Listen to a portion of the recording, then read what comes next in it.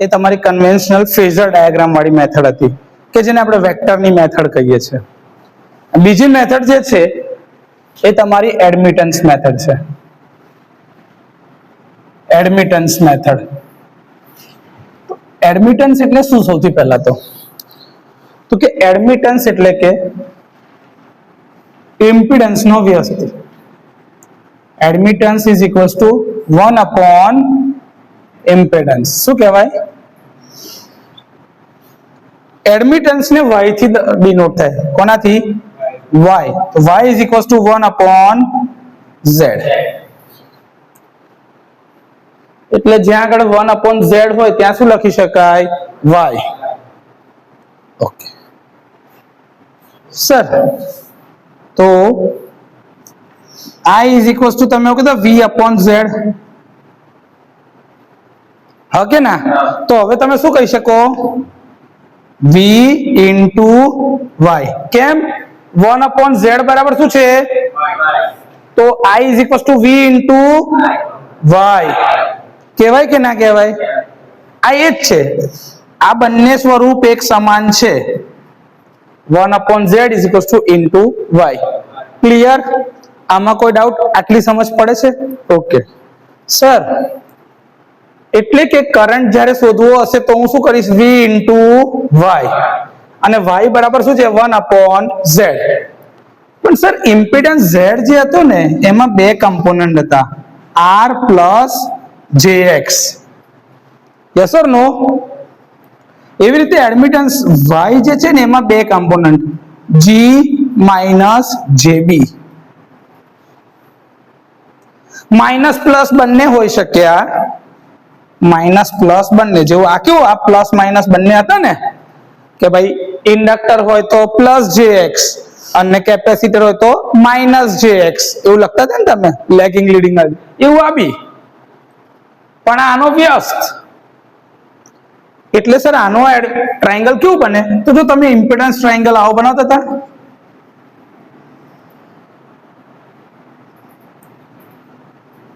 r x,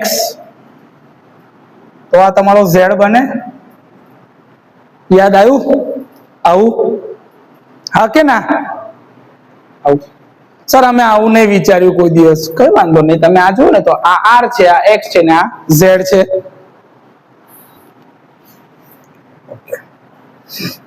એવું જ આના કરતા એક્ઝેક્ટ ઊંધું થઈ જશે. આના કરતા એક્ઝેક્ટ ઊંધું. એટલે સર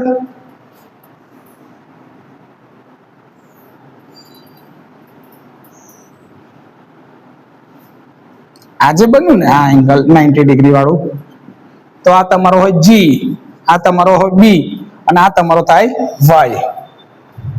આવો એનો ટ્રાયંગલ બને. તમારી ચોપડી કદાચ છે ને તમને આવું બી આપી શકે કે આ b અહીંયા આગળ હોય ને એંગલ આમથી આમ જતો રહે. જેમ કે આપણે જે દર વખતે ફેઝર ડાયાગ્રામ દોરીએ છીએ એવી રીતે, તો આ જ ફેઝર ડાયાગ્રામ આવો બી હોય. જો આ r, આ x અને આ z, સોરી આ phi હોય, આ z, આ તમારો એંગલ હોય phi. આવું બી હોઈ શકે છે, આવું બી હોઈ શકે છે. આ બંનેમાં કોઈ એવો ફરક છે નહીં જે તમે સમજતા હોઈએ. It doesn't make any difference. આવું હોઈ શકે છે. તો તમારી ચોપડીમાં આને આવું બી દોરેલું હોય કે આ g, સોરી ઓવરલેપ થઈ જશે તો ઉપરથી દોર દઉં.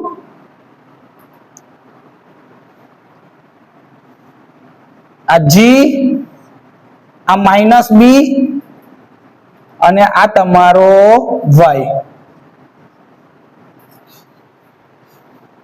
આ બંનેમાં એસ જ કોઈ ફરક નથી. ઓકે સર, તો તમે શું કહેતા હતા?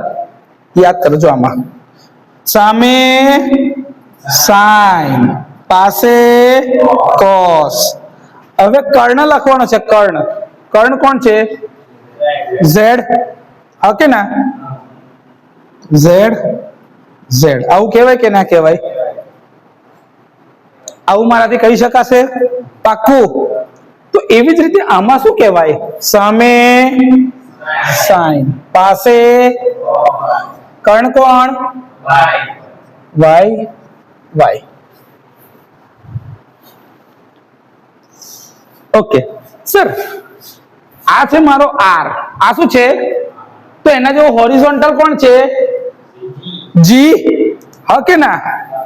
તો જ્યાં આર છે ત્યાં શું મુકાય? આ કોનામાં છે? તો કે ઝેડ વાળામાં, અને આ એડમિટન્સ વાળામાં. પણ સાહેબ જેવું આર કહેતા હતા ને એવું અહીંયા આગળ જી નહીં કહી શકાય, કેમ કે જી બરાબર શું છે? તો કે y ઇન્ટુ cos phi. જી બરાબર y ઇન્ટુ cos phi થાય કે નહીં? ચલો, y એટલે શું થાય? 1/z, હા કે ના? લખું 1/z into cos phi. cos phi એટલે પાછળની બાજુ g upon y. cos phi એટલે g upon, પાક્કું? વિચારી જુઓ.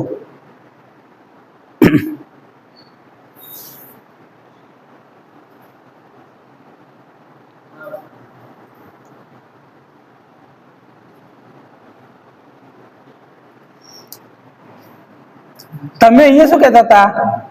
આવું કહેતા હતા cos phi એટલે r/z, હા કે ના? સમજો, આવું કહેતા હતા. તો સર મારું આ શું થાય ખબર છે? r/z². આવું તમે કહેતા હતા ને. અને z ની જગ્યા પર તમે શું લખતા હતા? અંડર રૂટમાં, એટલે હવે સ્ક્વેર જ છે તો ડાયરેક્ટ લખી દો ને, r² + x². આ તમારો જી મળે આવી રીતે. અગર હું rx ની રીતે વાત કરું છું, કેમ કે તમને તો રેઝિસ્ટન્સ ને રિએક્ટન્સ જ ખબર હશે ને, તો આવું કહેવાય કે ના કહેવાય? જી બરાબર, યસ ઓર નો? તો સર એવો બીજો કમ્પોનન્ટ બી છે ને, બી. આ બી, હા કે ના? તો બી બરાબર શું કહી શકાશે? બી બરાબર z ઇન્ટુ sin phi, હા કે ના? આ તમે શું કરી રહ્યા છો ખબર છે? કે જી અને બી ની કિંમત આર અને એક્સ માં શોધી રહ્યા છો. જી અને બી ની કિંમત શેમાં શોધી રહ્યા છો? આર અને એક્સ માં. કેમ? કેમ કે તમે દાખલા ગણશો તો તમારી પાસે રેઝિસ્ટન્સ અને રિએક્ટન્સ જ છે, તો તમને ખબર તો પડવી જોઈએ ને એમાં, એટલા માટે. તો ચલો, ઝેડ એટલે શું થાય પાછું? સોરી, બી બરાબર y into sin phi, sorry, y into sin phi. y બરાબર 1/z અને sin phi એટલે x/z. x/z, okay. તો x/z એટલે આ શું થઈ જશે? x/z², એટલે કે x/r² + x². આ તમારી વેલ્યુ શું મળી? બી. જો y બરાબર 1/z કહેવાય તો g બરાબર 1/r કહેવાય? 1/r કહેવાય? g બરાબર ના કહેવાય. y બરાબર 1/z કહેવાય છે, પણ g બરાબર 1/r કહેવાય? ઓકે. b બરાબર 1/x કહેવાય? એ શક્ય બનશે જ. એટલે g અને b ની વેલ્યુ જ્યારે બી શોધો ને તો આ જ ઇક્વેશન મૂકવાનું, r/r² + x², અને b બરાબર x/r² + x². આ ભૂલ ના કરતા. પણ સર મારે ધારો કે g બરાબર 1/r જોઈતો હોય, એવું થઈ શકે ખરું આમાં? હા સર, થાય. જો પ્યોર રેઝિસ્ટિવ જ કમ્પોનન્ટ હોય, જેનો ઇન્ડક્ટર અસ્તિત્વ નથી ધરાવતો, કાં તો કેપેસિટિવ રિએક્ટન્સ બી અસ્તિત્વ નહીં ધરાવતું, તો શું છે ખાલી એકલું? તો આનો special case g r/r² + x². if x = 0, તો g બરાબર શું થાય? r/r² = 1/r. થાય કે ના થાય? પણ એ સ્પેશિયલ કેસમાં જ્યારે x ની વેલ્યુ 0 છે, એટલે કે કોઈ બ્રાન્ચની અંદરમાં એકલો રેઝિસ્ટન્સ જ આપેલો છે, ના ઇન્ડક્ટર જોડાયેલું હોય ના કેપેસિટર, તો એ કેસની અંદરમાં g બરાબર 1/r શક્ય બનશે. પણ આ સ્પેશિયલ કેસ છે. આ શું છે? સ્પેશિયલ કેસ, દરેક વખતે આવું થાય નહીં. બાકી g ની વેલ્યુ શું મળશે? r/r² plus x². તો સર એવું b બરાબર મારે 1/x જોઈતું હોય તો શું થાય? તો એનો આ સ્પેશિયલ કેસ કે if r is equals to 0, કોઈ બ્રાન્ચમાં રેઝિસ્ટન્સ નથી, એકલો રિએક્ટિવ કમ્પોનન્ટ એટલે કાં તો ઇન્ડક્ટર કાં તો કેપેસિટર છે, તો એ કેસમાં શું થશે? b બરાબર x/x² એટલે કે 1/x થાય કે ના થાય? ઓકે સર, આ b ક્યારે નેગેટિવ થાય ને ક્યારે પોઝિટિવ થાય? યાદ કરો, હમણાં જ કહી દીધેલું હતું દરેક વખતે કે કોઈ બી સર્કિટમાં જો ઇન્ડક્ટર લાગેલું હશે તો b નેગેટિવ. માઇનસ સાઇન યાદ રાખવાની છે. ક્યાં ક્યાં આવશે? તો કે સર કોઈ બી સર્કિટમાં ધારો કે જો ઇન્ડક્ટર છે તો એ ટર્મ નેગેટિવ અને કેપેસિટર છે તો એ ટર્મ સાઇન ભૂલતા નહીં.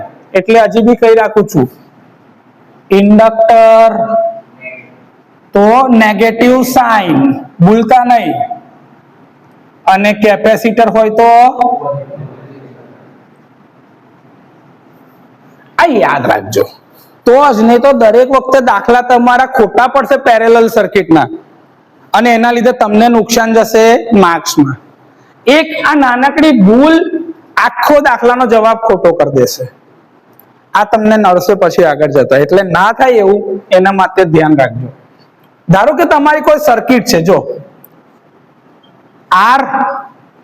RL, બીજી સર્કિટ છે RC, ત્રીજી એકલી સર્કિટમાં એકલું રેઝિસ્ટન્સ જ મૂકું છું, ચોથી એકલી સર્કિટમાં એકલું ઇન્ડક્ટર જ મૂકું છું, અને પાંચમી એકલી સર્કિટમાં એકલું કેપેસિટર મૂકું છું. ધારો કે મેં આ 5 બ્રાન્ચ બનાવી છે, જેને પેરેલલમાં સપ્લાયનો વોલ્ટેજ આપું છું V.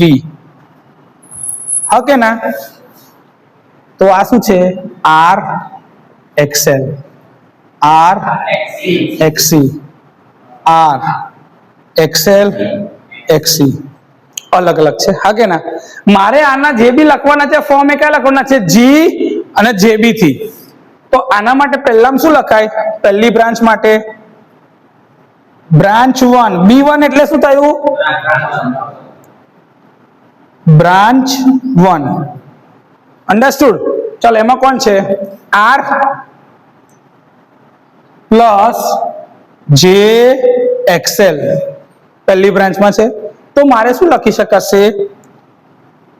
G minus JB, G1 minus JB1. Yes or no? તમે સ્મોલ કહો તો સ્મોલ, કેપિટલ કહો તો કેપિટલ, એ તમે નક્કી કરશો દાખલા ગણતી વખતે. તમે સ્મોલ થી બી લખી શકો છો, કેપિટલ થી બી લખી શકો છો. ચલો, બ્રાન્ચ 2 માટે હવે લખો ખાલી B2. B2 માટે શું થશે? R minus JXC. યાદ કરો, કેપેસિટિવ એટલે માઇનસ. એ બેટા GB વાળા માટે યાદ રાખવાનું છે. મેં અહીંયા શું લખ્યું? R પ્લસ JX વાળામાં ખાલી એકલો કેપેસિટિવ રિએક્ટન્સ જ છે, XL માઇનસ XC. યાદ કરો, આ એ છે. સમજ્યા? તો અહીં શું લખાશે? G2 plus JB2. કેમ? કેપેસિટર છે એટલે પોઝિટિવ સાઇન થઈ ગયું. G2 plus JB2. ત્રીજી બ્રાન્ચમાં શું છે? ખાલી એકલો R3. તો અહીંયા આગળ શું થશે? Special case. સ્પેશિયલ કેસ સમજાવવા માટે જ આવું કર્યું છે. ચલો, બ્રાન્ચ 4 XL, તો એના માટે શું થઈ જશે? Minus B4. કેમ માઇનસ? ઇન્ડક્ટર એકલું છે, એકલું ઇન્ડક્ટર છે એટલે નેગેટિવ સાઇન. યાદ આવ્યું? હા સર, આગળ માઇનસ જે લખવાનું ને ભાઈ, કેપેસિટિવ કે ઇન્ડક્ટિવ ટર્મ હોય તો આગળ આ જે લખવો ફરજિયાત, કેમ કે કોમ્પ્લેક્સ ટર્મ ડિનોટ કરે છે. ઓકે, પાંચમી બ્રાન્ચ B5 માટે તો XC એટલે કે પ્લસ JB5. ક્લિયર? તો આ રીતે તમારે G અને JB ના કમ્પોનન્ટ લખવાના. પછી સર બધા G વાળી ટર્મ ભેગી કરી દો, બધી B વાળી ટર્મ ભેગી કરી દો. તો આના પછી એનાલિસિસમાં શું થશે કે ટોટલ આખી સર્કિટનો G કેટલો છે? જો G બરાબર G1 G2 G3 બીજે કશે છે ઓકે તો સર્કિટ નો ટોટલ G બરાબર શું થાય G1 plus G2 plus G3 આ મારો મેઇન આખો G ની વેલ્યુ આવી ગઈ G ને કહેવાય છે કંડક્ટન્સ G ને શું કહેવાય છે કંડક્ટન્સ અને B ને શું કહેવાશે સસેપ્ટન્સ શું કહેવાશે સસેપ્ટન્સ નામ બહુ અઘરા છે યાદ રાખજો G એટલે કંડક્ટન્સ અને B એટલે સસેપ્ટન્સ આખી સર્કિટ નું સસેપ્ટન્સ કેટલું છે B બરાબર -B1 માઇનસ ઇન્ડક્ટર છે એટલે minus B1 plus B2 minus B4 plus B5 યાદ રાખો ઇન્ડક્ટર તો માઇનસ કેપેસિટર તો પ્લસ લખો minus B1 plus B2 minus B4 plus B5 થઈ ગયું એટલે મને મૂલ્ય મળી જશે G અને B નું ઓકે ના તો એનાથી મને શું મળશે y બરાબર √G² પ્લસ B² તો મને મૂલ્ય મળી ગયું y નું ઓકે ના ઓકે ચલો cos phi બરાબર શું થશે cos phi બરાબર અહીંયા પાસેની બાજુ અપોન કર્ણ G અપોન y કહેવાય ઓકે ના અને આમાંથી આ તો મૂલ્ય મળ્યું દિશા જોઈશે ને tan phi તો tan phi બરાબર શું થાય y upon x b upon tan inverse વાળું કરતા હતા ને y અપોન x તો y ટર્મ શું છે b અને x ટર્મ પતી ગયું આ થિયરી છે ને આ જ પ્રમાણે હવે આપણે દાખલા ગણવાના છે આ કન્સેપ્ટમાં કોઈ તકલીફ હોય તો બોલો છે ને છેલ્લું આવડી જાય લખી નાખો પેજ 123 રકમ વાળું નહીં જે ગણેલું છે ને એ વાળું લખાવજો જેના પર દાખલો ગણેલો હોય ને એટલે પેલું છોકરાઓને તકલીફ ના પડે કે આ દાખલો કયા પાના પર છે 126 ને વચ્ચે શું થાય છોકરાઓ શોધાશોધ ના કરે ભલે રકમ ત્યાં જ હોય 126 123 બાજુમાં લખી રાખું છું એટલે કે રકમ ત્યાંથી લેવાની દાખલો અહીંયા આગળ ગણેલો છે અતુલ પ્રકાશન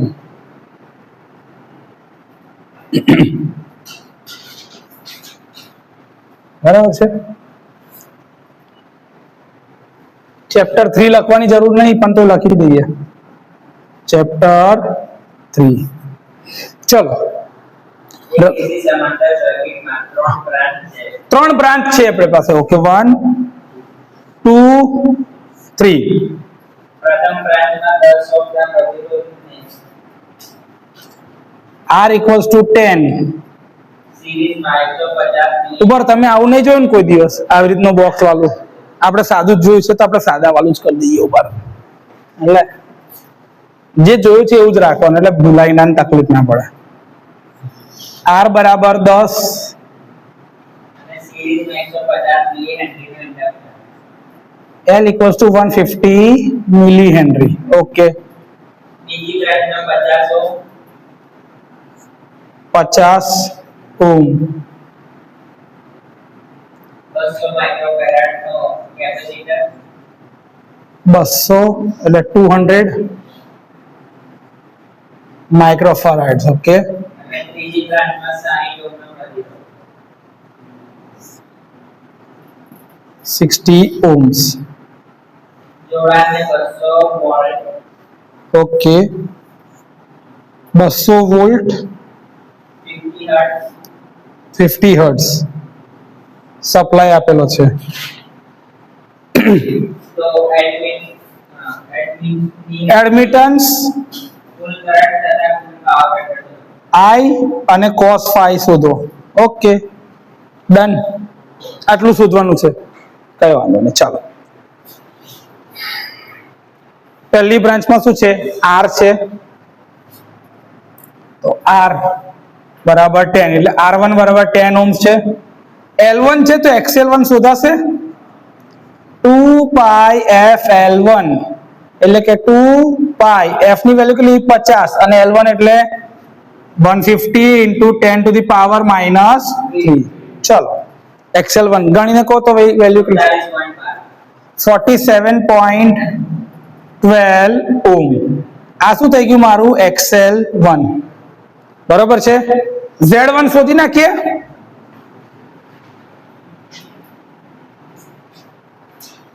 √ of R1 square plus XL1 no square.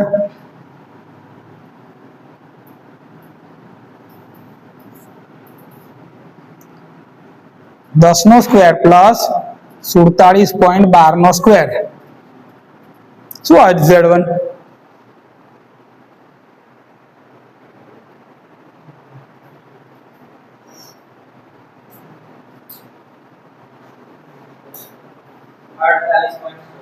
$48.16 ઓમ. આ Z1 એકચ્યુઅલી આની કોઈ જરૂર નહીં કે તમે Z1 શોધો. કેમ કે આપણે તો શું કરવાનું છે G1 એટલે કે R1/R1 પ્લસ X1 વાળું રીતે જ શોધવાનું થશે. પણ શોધી એટલે રાખ્યું કે કદાચ કોઈ જગ્યાએ ગણવામાં તકલીફ પડે અને તમારે મેથડ તરત બદલવી હોય તો ગણાયેલું હશે ને તો ફેર પડશે. તો એ બાને એકની પ્રેક્ટિસ બી રહેશે. એટલે આ વેલ્યુ એક્સ્ટ્રા ગણાયેલી છે હમણાં પૂરતી. બરોબર છે. ચોખ્ખું કહી દઉં છું કેમ કે તમને એવું લાગે કે આ સર એક્સ્ટ્રા કેમ ગણે છે. તો એ ફ્લો યાદ રાખવાનો કે પ્રેક્ટિસ હોય તો જરૂર પડે ને તો એ વાટેલું મસાલો હશે ને તો સીધું નાખી દેવાય, છમ કરી દેવાય તો એટલી મહેનત બચી જાય. હંમેશા યાદ રાખજો. એટલે આવું કંઈક નાનું મોટું હોય ને તો એક્સ્ટ્રા થઈ જાય તો ચાલવા દેવાનું, એમાં ગભરાવાનું નહીં, કાં તો વચ્ચેથી અટકી નહીં જવાનું. બરોબર છે. એ ગણી એટલે રાખવાનું કે કદાચ જરૂર પડી ગઈ તો. સમજો છો? ઓકે. R2 50 ohms, XC2 કેટલા છે 1/2 પાઈ FC2 એટલે કે 1/2 પાઈ 50 C2 ની value 200 into 10 to the power minus 6.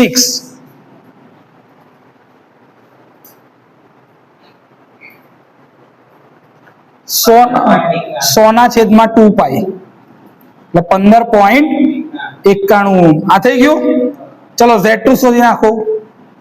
√ of R2 square plus XC2 square એટલે કે 50 નો સ્ક્વેર પ્લસ 15.91 નો સ્ક્વેર. Z2 કેટલા આવે છે 52.47 ઓમ. થઈ ગયું. ચાલો R3 બરાબર કેટલા છે 60. તો આમાં તો Z3 બરાબર બી શું થશે 60. મારે હવે શું શોધવાના છે બધાના એડમિટન્સ. ઓકે ના? તો હવે એડમિટન્સ જે શોધવાના છે એના માટે સૌથી પહેલા શું શોધવું પડશે G1 કન્ડક્ટન્સ. G1 બરાબર શું થાય તો કે R1/R1 નો સ્ક્વેર પ્લસ X1 નો સ્ક્વેર. થાય કે નહીં? ચલો R1 ની વેલ્યુ કેટલી છે 10 અપોન માં 10 સ્ક્વેર પ્લસ X1 કેટલો છે 47.12 નો સ્ક્વેર એટલે કે 10 ના છેદમાં આ જે કિંમત આવી હોય એ લખાવો. 2320. આખો જ આન્સર શું આવશે G માં પોઈન્ટમાં આવશે 10 ડિવાઇડ બાય આન્સર કરી દે સીધો 4.3 into 10 to the power minus 4 4.8 into 10 to the power minus. Om. Sorry આને ઓમ નહીં કહેવાય, આને શું કહેવાય મો. R એટલે ઓમ તો 1 ના છેદમાં ઓમ એટલે મો. શું કહેવાય આને કહેવાય મો. MHO પેલું શું હતું OHM આ એનું વ્યસ્ત મો MHO એટલે આ એડમિટન્સ માં એકમ શું આવશે મો. ઓકે. ચલો B1 તો X1/R1 square plus X1 square 47.12 upon 10 square plus 47.12 નો સ્ક્વેર.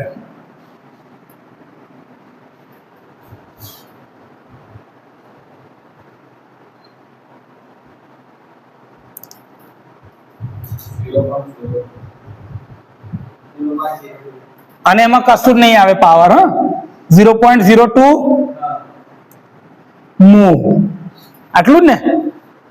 ડન. ઓકે, તો આ G1 ને B1 થઈ ગયા. B1 જે છે ને એ ઇન્ડક્ટર છે એટલે એની સાઇન શું રાખવાની છે? માઇનસ. આ યાદ રાખજો. કેમ? ઇન્ડક્ટિવ કમ્પોનન્ટ અથવા તો ઇન્ડક્ટિવ રિએક્ટન્સ જે લખવું હોય એ. એટલે મેં લખી રાખ્યું ઇન્ડક્ટિવ કમ્પોનન્ટ ના લીધે માઇનસ. એટલે દાખલામાં તમે આવું માઇનસ સાથે લખી દેજો એટલે ભૂલ જ નહીં પડે. ઓકે, ચાલો G2 કેટલા છે? G2 R2 upon R2 square plus X2 square. R2 કેટલા? 50. 50 નો સ્ક્વેર પ્લસ 15.91. 15.91 ને X2 15.91 નો સ્ક્વેર. તો G2 ની કિંમત 0.018 પોઝિટિવ મૂવ. ડન. ચલો B2 બરાબર X2 upon R2 square plus X2 square. X2 ની વેલ્યુ કેટલી છે? 15.91 પ્લસ 50 નો સ્ક્વેર પ્લસ 15.91 નો square. 5.47 into 10 to the power -3 move. હવે આ કેવું રહેશે? પોઝિટિવ. કેમ? કેપેસિટર છે એટલે. ચલો G3 1 upon R3 special case, એકલો જ રેઝિસ્ટન્સ છે તો 1 upon R3 થઈ ગયું. ચાલો 1 upon 60 એટલે 0.1667 0.01667. ઓકે ના? મૂવ થઈ ગયા. આખી સર્કિટ ના આવે. કંડક્ટન્સ લખી લઈએ. કંડક્ટન્સ G બરાબર G1 plus G2 plus G3. Yes or no? G1 એટલે 4.3 into 10 to the power -3 plus 0.018 plus 0.01667. સરવાળો કરી નાખવાનો ભાઈ.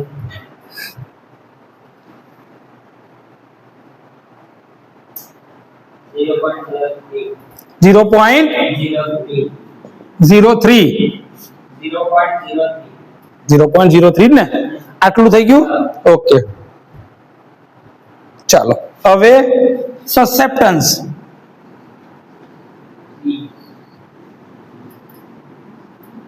B બરાબર -B1 plus B2 -B1 plus B2. -B1 એટલે -0.02 પ્લસ B2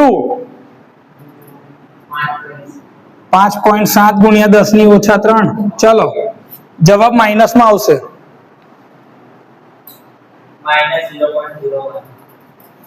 -0.01 પછી એક બે આંકડા હશે જી. 43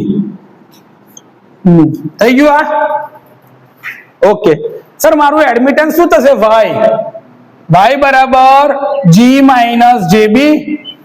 તો મેગ્નિટ્યુડ માં રાખવું હોય તો ઉભારો G ની જગ્યાએ શું લખાશે? પહેલા તો 0.03 માઇનસ J 0.0143. આ y થઈ ગયો મારો. હા કે ના? હવે મેગ્નિટ્યુડ શોધીએ. મોડ y તો √ of G square plus B square. G ની વેલ્યુ નાખો 0.03 નો સ્ક્વેર પ્લસ, હવે સ્ક્વેર હશે એટલે માઇનસ પ્લસ જ થઈ જવાનું છે. ઓકે 0.0143 નો સ્ક્વેર.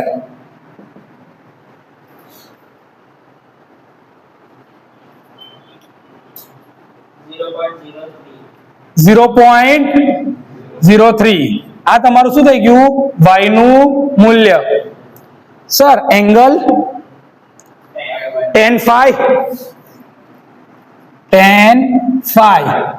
તો y by x minus 0.0143 divided by 0.03 લખાવો એંગલ minus 0.47.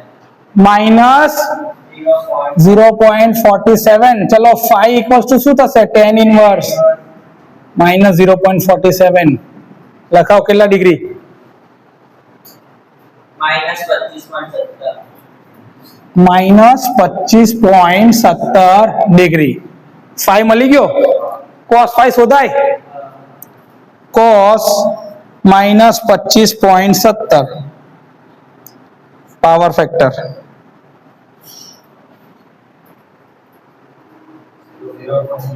0.90 માઇનસ છે એટલે કયો લેગિંગ ઇન્ડક્ટર એટલે લેગિંગ લખવાનું ના ભૂલતા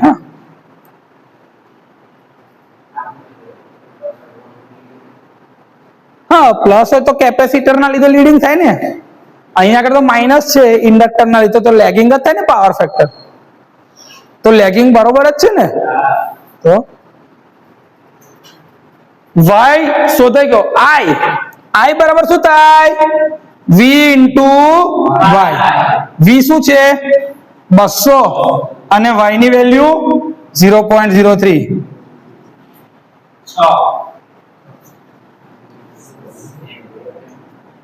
6 એમ્પિયર જો અમુક જવાબમાં તમારે પોઈન્ટ પછી તમે અમુક કિંમતો નહીં લખ્યો હોય ને એટલે બદલાઈ શકે છે કે પોઈન્ટ પછી તમે 2 આંકડા 3 આંકડા 4 આંકડા તમે શું લો છો એના આધારે કિંમત બદલાય અમુકમાં આપણે રાઉન્ડ ઓફ કરી દેતા આઈએ કે 0.1365 તો 137 કરી દીધા તો એવું તમે રાઉન્ડ ઓફ કરશો તો અમુક વેલ્યુઓ બદલાતી જશે પણ મેજોરિટીલી આ રીતે તમે ગણશો તો તમારા આ જ જવાબ આવશે છે આટલા જવાબ થાય છે ચોપડી સાથે બી વેરીફાઈ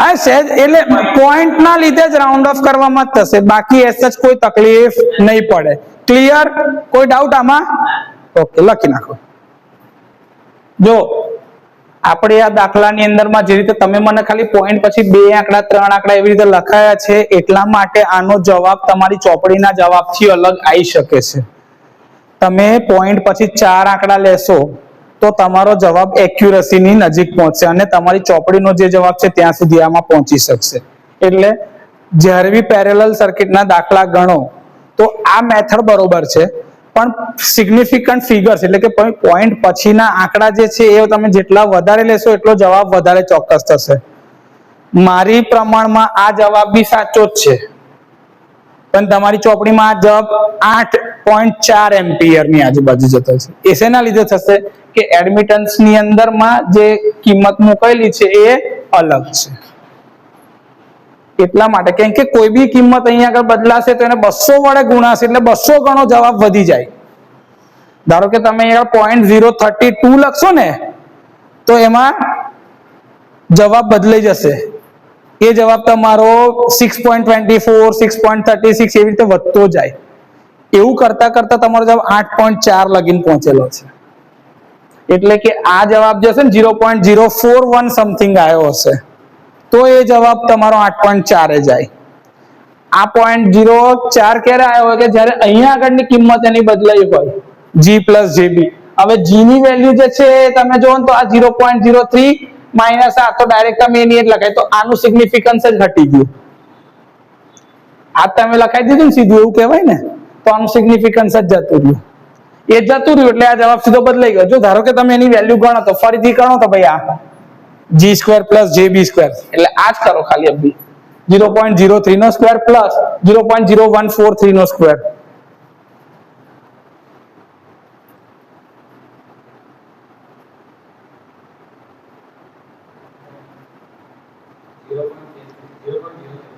.033 થયા જો હવે એને તમે 200 વડે ગુણો ધારો કે 6.6 ને 6.6 એમ્પિયર જો જવાબ સમજો કે છેક ચોથો આંકડો બદલાયો તો તોય આગળ 0.6 એમ્પિયર કરંટ બદલાઈ ગયો એવી જ રીતે બધી જગ્યા પર ધારો કે અહીંયા બધે તમે ચોથો આંકડો એડ કરતા જશો ને તો તમારો આંકડો તમારા કરંટની કિંમત જે છે ત્યાં સુધી પહોંચતી જશે.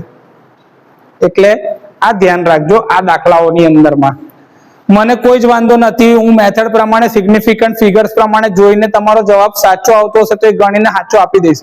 પણ કોઈક એવું હશે કે ખાલી જે ચેક કરતો હશે તો જોશે આ જવાબ નહીં તો 0, આ 0 0 એવું કરી નાખશે તો તમને નુકસાન જશે પરીક્ષામાં.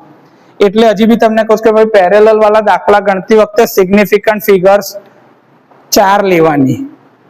કેટલી? 4. 0. ધારો કે 0 1 આવી ગયો આગળ તો બી એના પછીના 4 આંકડા લેવાના જે 0 વગરના હોય. એટલે કે 1 2 3 4 5 6 7 8 ને 9 એને સિગ્નિફિકન્ટ ફિગર્સ કહેવાય. એવા 4 આંકડા હોવા જોઈએ. હા, આગળ 1 હોય ને પછી 0 આવી ગયો હોય તો એને સિગ્નિફિકન્ટ નંબર કહેવાશે. એટલે ધારો કે પોઈન્ટ પછીના 4 આંકડા કે 5 આંકડા સુધીની વેલ્યુ લખજો તો તમારો જવાબ સાચો મળશે. ક્લિયર? પરીક્ષાને ધ્યાને રાખીને કહું છું, અહીંયા નહીં જીટીયુ માં પણ. ઓકે, મેથડ જે છે આ થર્ડ મેથડ છે એ છે કોમ્પ્લેક્સ એલ્જિબ્રા. કોમ્પ્લેક્સ એલ્જિબ્રા એટલે કે તમે પેલું જે કરણી લેતો હતો ને રેશનલાઇઝેશન, જે પેલો ભાગાકારનો નિયમ ને ગુણાકારનો નિયમ એના આધારે ગણીશું. ધારો કે તમારી પાસે એક સર્કિટ છે R અને એની સાથે સિરીઝમાં L, R એની સાથે સિરીઝમાં C અને એક ત્રીજી વેલ્યુ છે જેમાં ખાલી એકલો R છે. ચાલે આવું? એને તમે પેરેલલ પાવર સપ્લાય આપી રહ્યા છો, વોલ્ટેજ સોર્સ. આ તમારો કરંટ છે I, મેઇન કરંટ.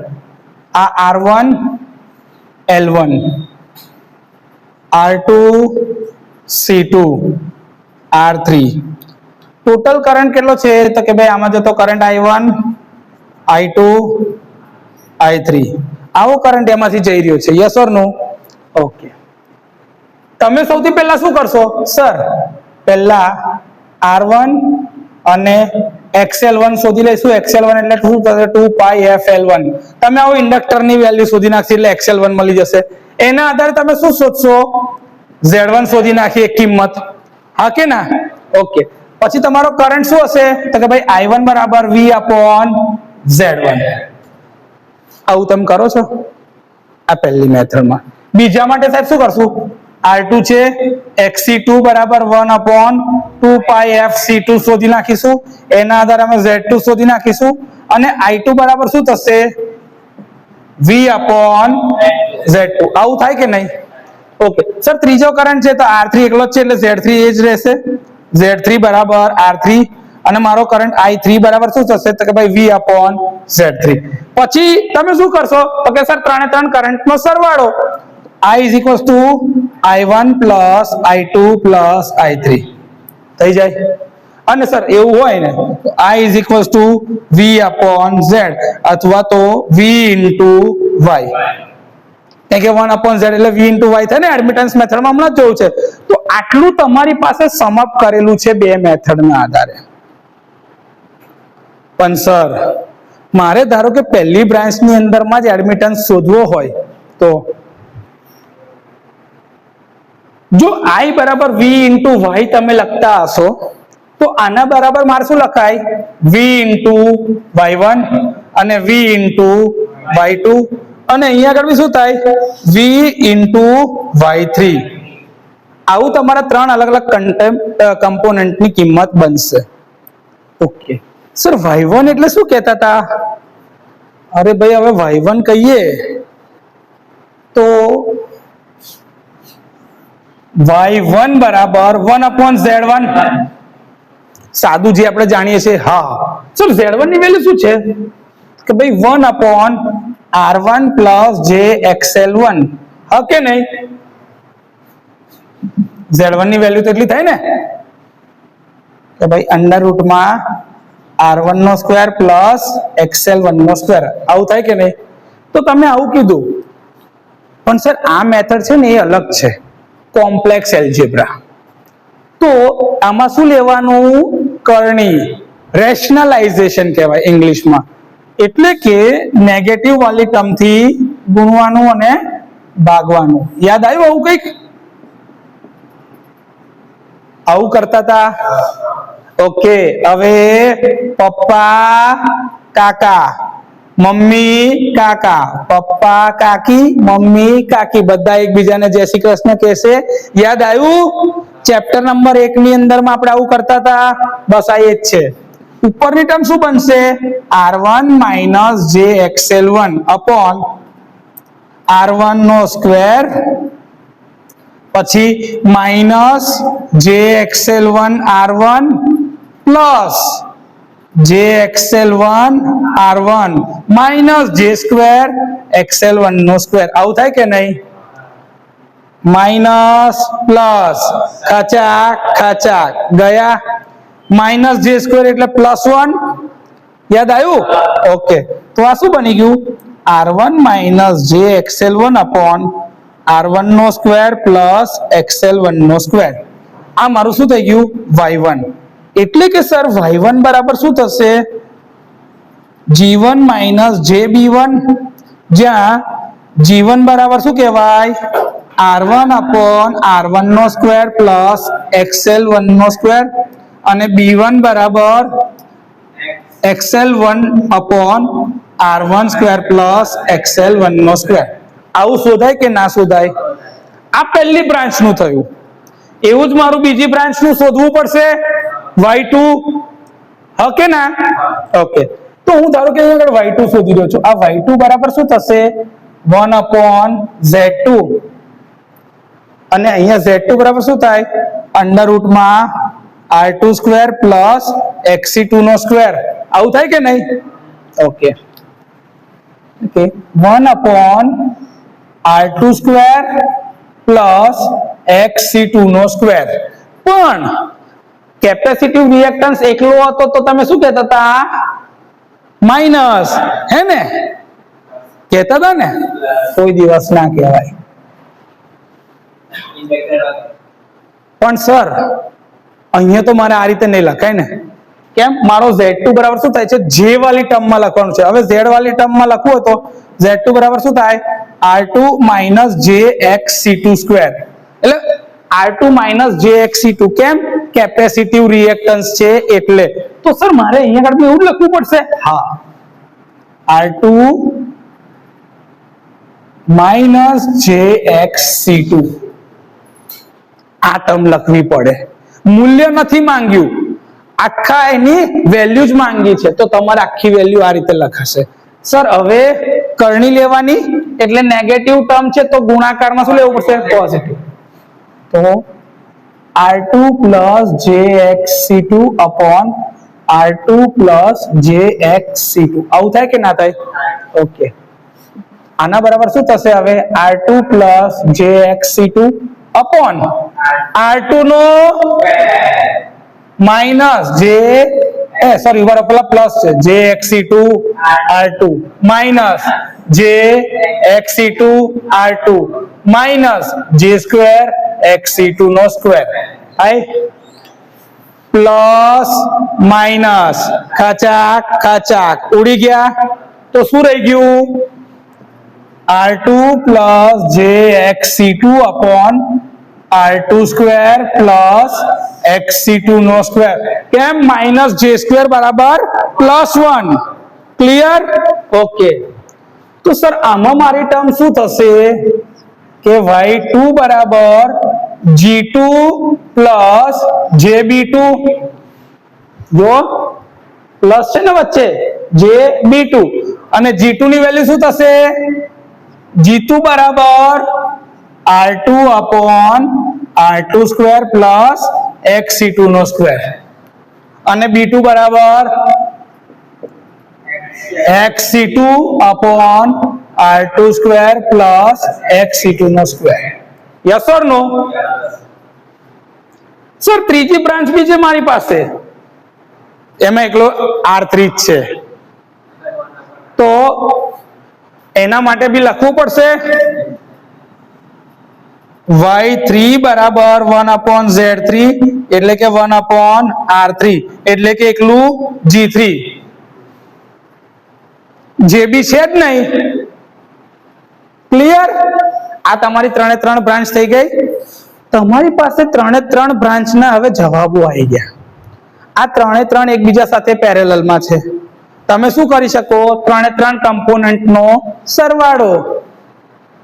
હા કે ના? થઈ જાય કે નહીં? આટલું લખો. આગળની મેથડમાં કહું, હજી આ મેથડમાં અધૂરું છે. આટલું તમે ગણીને મસાલો તૈયાર કરી રાખ્યો.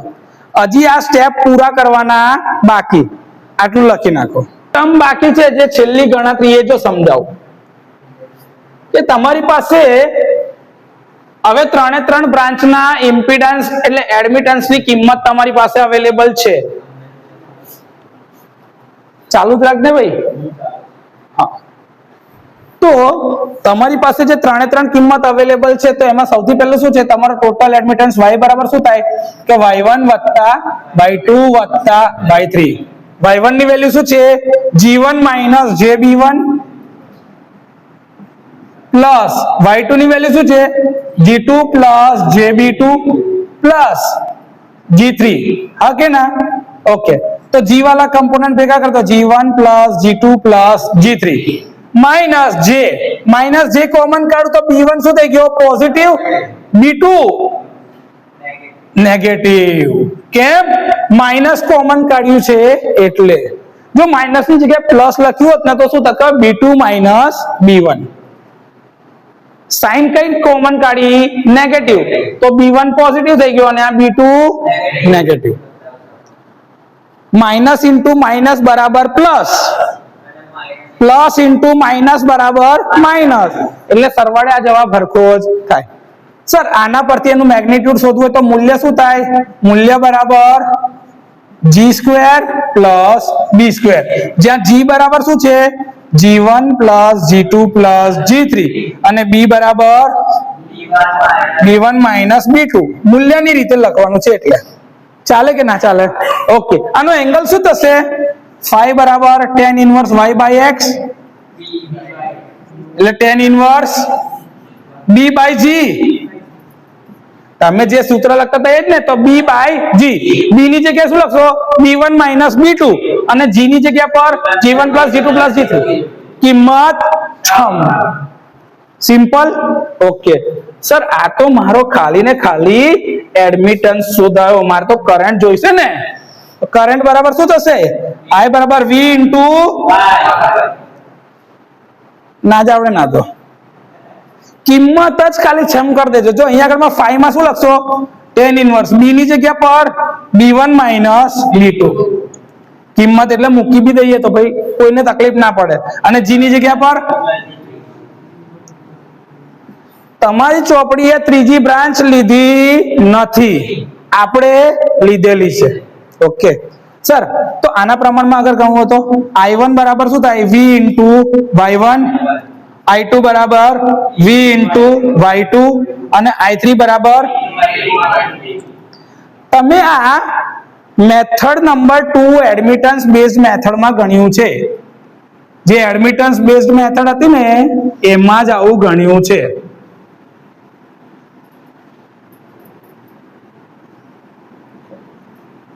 બીજા નંબરની જે મેથડ હતી ને એમાં તમે આવું ગણ્યું છે. આ સેમ ટુ સેમ જ છે, કઈ નવું છે ને. હવે ધારો કે તમને એવું કહ્યું ભાઈ કે v નો કોઈ ખૂણો છે ને y નો બી કોઈ ખૂણો છે. ધારો કે v at an angle phi અને y at an angle v at an angle ધારો કે તમને કીધું થીટા, કે ભાઈ 15 ડિગ્રી 25 ડિગ્રી 40 ડિગ્રી એવું આપ્યું, તો તમે શું કરશો? તો y નું મેગ્નિટ્યુડ તો શોધાઈ ગયું, એનો એંગલ શોધાઈ ગયો phi. તો હવે શું થાય? I બરાબર કે ભાઈ v ઇન્ટુ y નું મૂલ્ય અને એંગલમાં થીટા પ્લસ phi. કરંટ શોધાય કે ના શોધાય? કોમ્પ્લેક્સ એલ્જિબ્રા મેથડ થી કરંટ એટલે મૂલ્ય અને દિશા બંને આવી ગયું. આવું તો નહીં જ આવડે. આવડશે? લખી નાખો. 3.3 પેજ 129 ચેપ્ટર 3 અતુલ પ્રકાશનની બુક. ઓકે,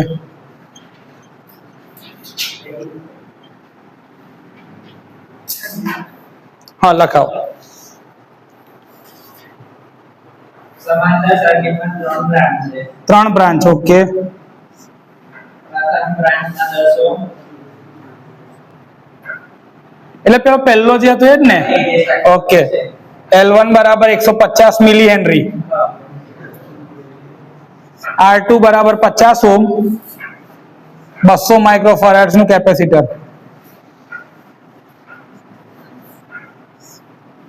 ત્રીજી બ્રાન્ચ ની અંદરમાં 60 ઓહમ નો અવરોધ. બરોબર છે. Supply voltage 250 hertz.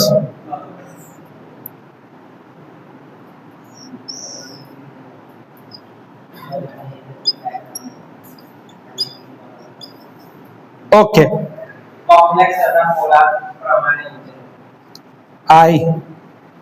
I1, I2, I3 આ શોધવાનું છે. શું શોધવાનું છે? કોમ્પ્લેક્સ તથા પોલાર પ્રમાણે ઉકેલો. ઓકે, I શોધવાનો છે કોમ્પ્લેક્સ અને પોલર ફોર્મથી. ઓકે, સારું. ચાલો, તમારી પાસે આટલી કિંમત આપેલી છે. સૌથી પહેલા શું કરી નાખવાનું? કિંમતો શોધી નાખવાની છે. ચાલો, R1 બરાબર 10 ohms, L1 બરાબર 150 મિલી હેનરી છે, એટલે કે 150. XL1 શોધાય. XL1 બરાબર 2 પાઈ FL1, 2 પાઈ 50, L1 ની જગ્યા પર 150 into 10 to the power minus 3, 47.19 કે 12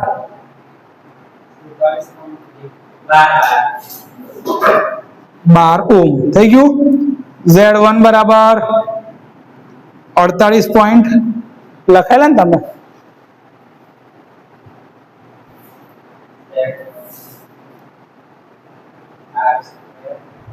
પ્લસ x સ્ક્વેર.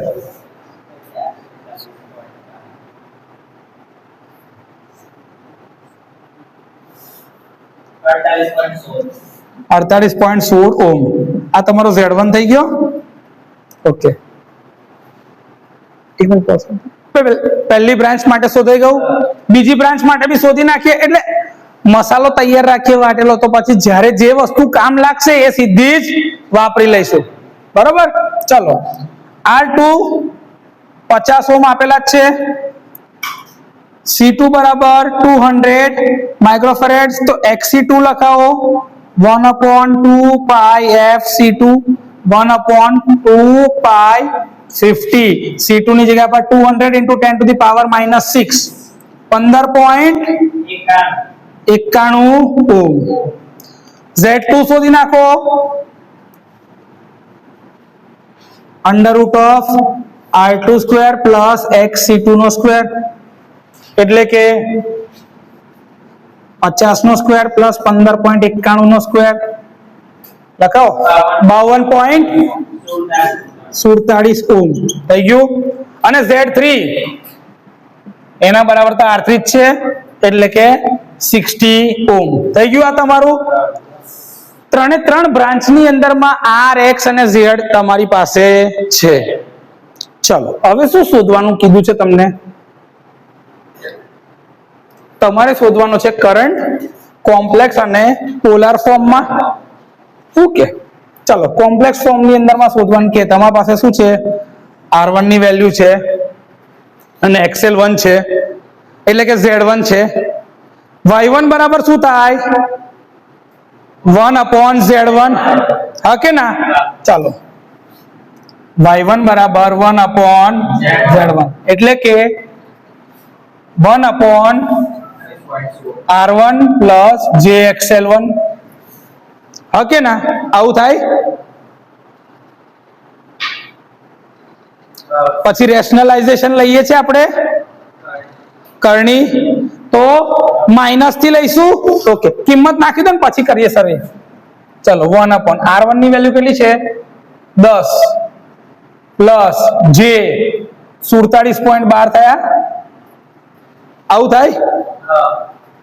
ગુણાકાર કરીએ તો 10 - J 47.12, છેદમાં 10 માઇનસ જે 47.12. આનો જવાબ શું થશે? 10 માઇનસ જે 47.12 છેદમાં 10 નો વર્ગ એટલે 100 પ્લસ 47.12 નો સ્ક્વેર 47.12 નો સ્ક્વેર કરો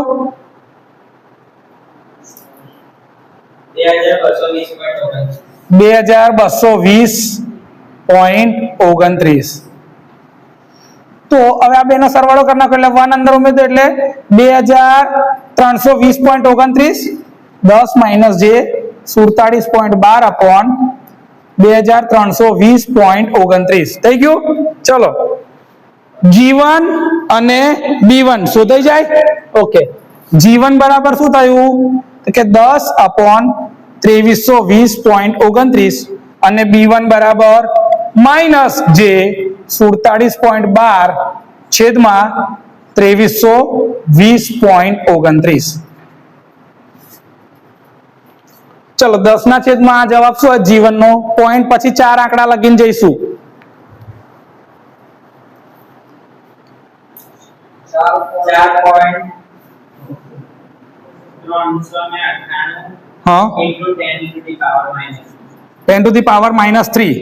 તો આને મારા ત્યાં લખે 0.004398 mu G1. Yes or no? Yes. Okay, B ની વેલ્યુ લખાવો 47.12 ડિવાઇડ બાય 2320.29 0.0203 માઇનસ 0.0 0203 ઓકે થઈ ગયું. હજી એક આંકડો ખાલી બોલ ને 0. ઓકે ચાલો, એટલે આટલું તમારું G1 અને B1 આવી ગયા અલગથી, કેમ કે તમારે બે કિંમતો જોઈશે. Okay done. G1 અને B1. y1 નું મૂલ્ય શોધવું છે, y1 નું મેગ્નીટ્યુડ ઓફ y1 શોધવું છે. તો y1 બરાબર શું થશે? G1 માઇનસ JB1 એટલે કે 0.004398 માઇનસ જે 0.02030 થયું. ચલો તો y1 બરાબર શું થાય મેગ્નીટ્યુડમાં? આનો સ્ક્વેર પ્લસ આનો સ્ક્વેર 0.2077 આટલું જોઈ લેજો એકવાર. આનો સ્ક્વેર પ્લસ આનો સ્ક્વેર અને પછી એનું સ્ક્વેર રૂટ. બરોબર છે? ઓકે, અને એનો એંગલ શોધવો પડશે. એંગલ φ1 કેવી રીતે શોધાશે? tan inverse y by x minus 0.02030 divided by 0.004398 થઈ ગયું. ચલો આનો એંગલ શોધો. કેમ નેગેટિવ આવશે? કારણ કે કરંટ પાછળ છે, વોલ્ટેજ આગળ, લેગિંગ ના લીધે માઇનસ આવશે. એંગલ લખાવો φ1 બરાબર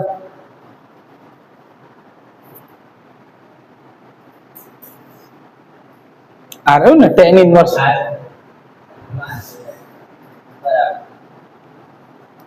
minus 4.615 માઇનસ આનું ને આ tan ઇનવર્સ કરીને જ કહી દે ને એંગલ કેટલા ડિગ્રીમાં આવશે. શિફ્ટ 10 દબાઈ દે પછી આન્સર કરી દે એટલે જવાબ આવી ગયો ને. -77.77 ડિગ્રીઝ. એટલે કે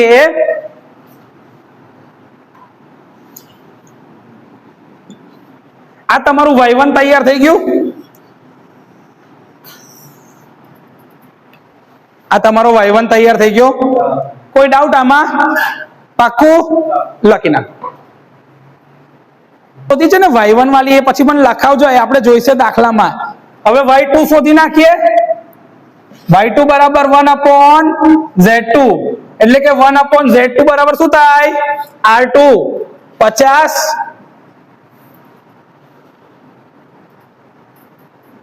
માઇનસ જે 15.91 તો આનું રેશનલાઇઝેશન કેવી રીતે થશે? 50 પ્લસ જે 15.91, 50 પ્લસ જે 15.91. ડન. તો આનો જવાબ શું થાય? 50 પ્લસ જે 15.91 ના છેદમાં 50 નો સ્ક્વેર પ્લસ 15.91 નો સ્ક્વેર. થાય કે નહીં? ઓકે, લખાય દો ને જવાબ. 50 નો સ્ક્વેર પ્લસ 15.91 નો સ્ક્વેર એવું લખાઈ દેજો.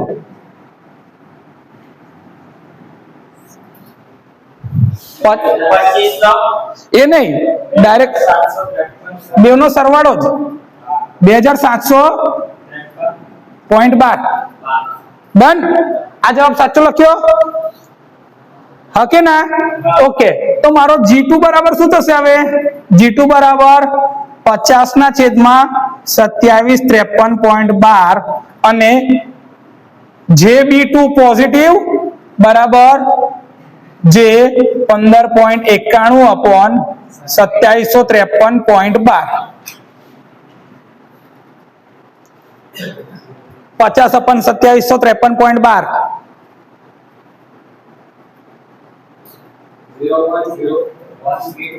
0.01816 mho. એવી રીતે આ 15.91 ના છેદમાં આખો જવાબ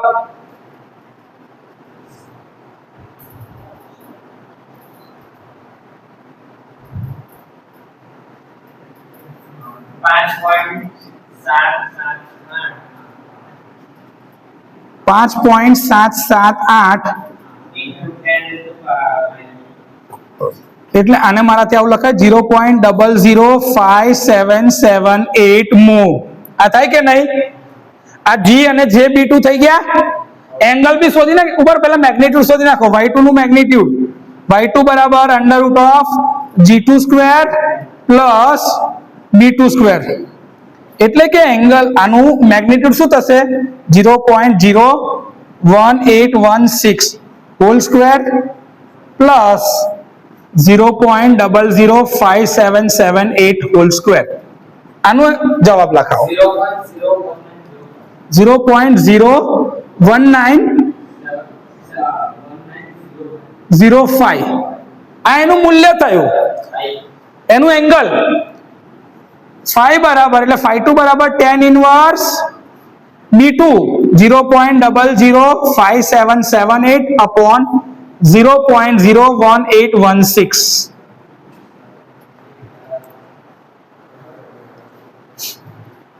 એંગલ ડાયરેક્ટ tan ઇનવર્સ કરીને જ કહી દેજો કે કેટલો ખૂણો આવ્યો.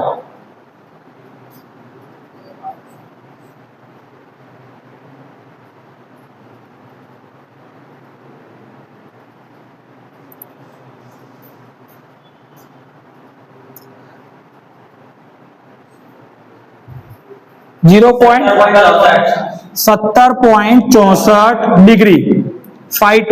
યસ ઓર નો? તો લખાશે કેવી રીતે આ? તો કે ભાઈ y2 બરાબર મૂલ્ય કેટલું આવ્યું? 0.01905 એટ એન એંગલ 17.64 કેમ પોઝિટિવ? કેપેસિટર છે એટલે લીડિંગ. યસ ઓર નો? આવડે? લખી નાખો. 3 બરાબર એટલે sorry y3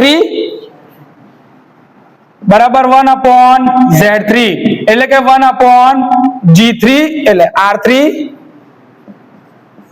plus jx3. x માં તો કશું છે જ નહીં એટલે એ તો 0. તો 1 upon r3 કેટલા? 60. તો y3 ની વેલ્યુ શું થઈ ગઈ? 0.01667 mho. Yes or no?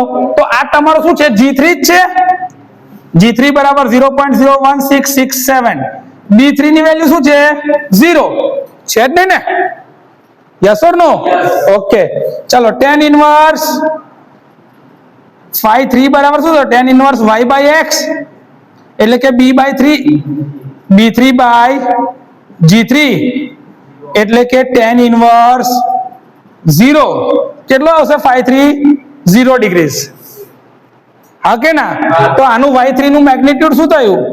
y3 નું મેગ્નિટ્યુડ આ છે 0.01667 એટ એન એંગલ 0 ડિગ્રી.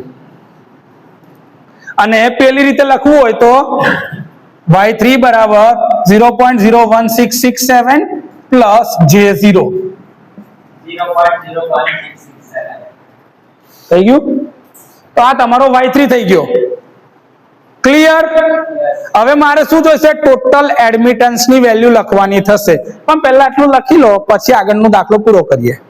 ની અંદરમાં ટોટલ એડમિટન્સ y બરાબર શું થશે? y1 વત્તા y2 વત્તા y3. y1 ની વેલ્યુ શું થતી હતી ભાઈ? રેક્ટેન્ગ્યુલર ફોર્મમાં એટલે r પ્લસ j વાળું જે હતું ને, એટલે g પ્લસ jb એટલે માઇનસ વાળું જે આવતું હતું એ લખાવવું પડશે.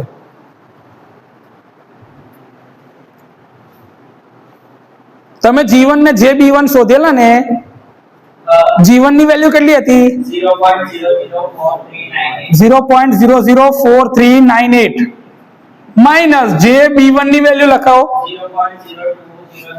0.02030. ઓકે, ચલો y2 ની વેલ્યુ લખાવો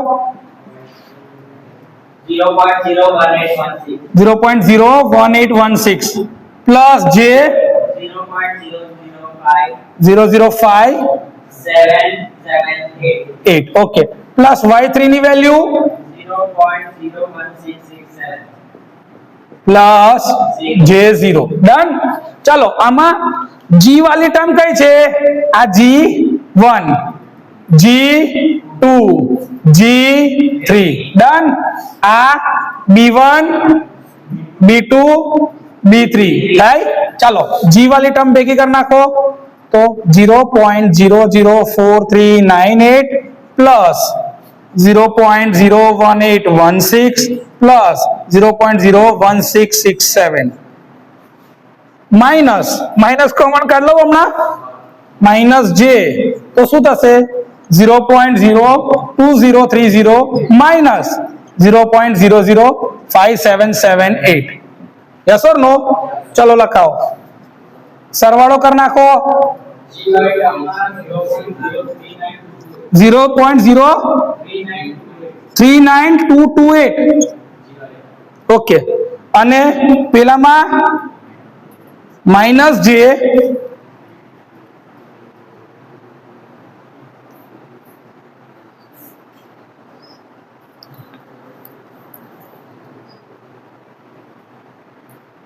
0.02030 minus 0.01452.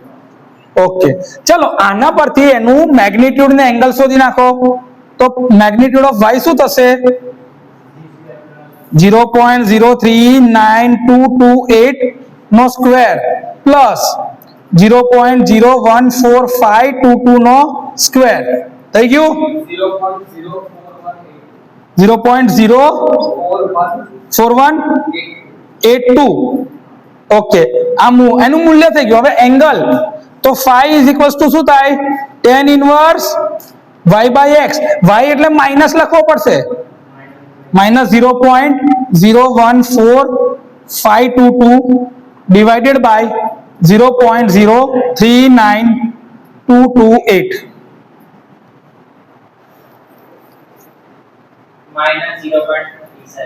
માઇનસ, પણ tan ઇનવર્સ કરીને જ કહી દે ને, એટલે એંગલ જ લખાય સીધો 20.31 ડિગ્રીઝ. આ તમારો ટોટલ એંગલ થઈ ગયો phi. y અને phi તો y બરાબર શું થશે? મેગ્નિટ્યુડ 0. તો y ઇઝ ઇક્વલ્સ ટુ આટલું લખાશે 0.04182 at an angle minus 20.31 degrees. થઈ ગયું કે ના થઈ ગયું? આ ક્લિયર? લખી નાખો. I બરાબર શું થાય? v into y. વોલ્ટેજ કેટલા છે? 200 ઇન્ટુ y ની વેલ્યુ શું થઈ? 0.03928 માઇનસ j 0.01452. થયું કે નહીં? આ તમે આ રીતે કરી નાખો તો કરંટની કિંમત 1 મળી જશે.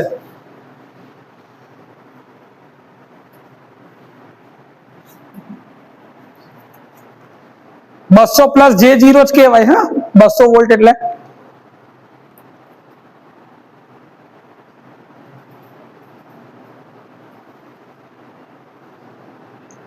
પહેલા આની જોડે 200 ગુણ્યા તો કેટલો આવે જવાબ?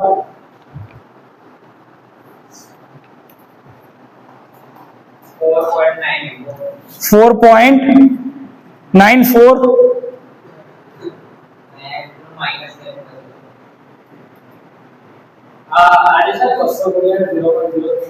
हाँ 7.8456 माइनस J 200 ने पेला जोड़ गुणो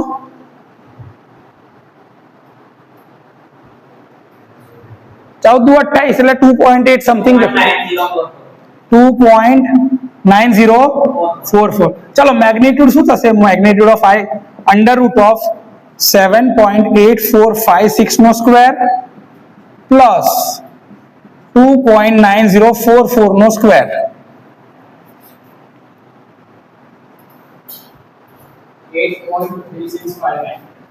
8.3659 ampere magnitude angle phi equals to tan inverse y by x y ની વેલ્યુ શું છે -2.9044 at an angle એટલે x ની વેલ્યુ 7.8456 ચલો ખૂણો શોધી નાખો ડિગ્રી માં ડાયરેક્ટ જ હા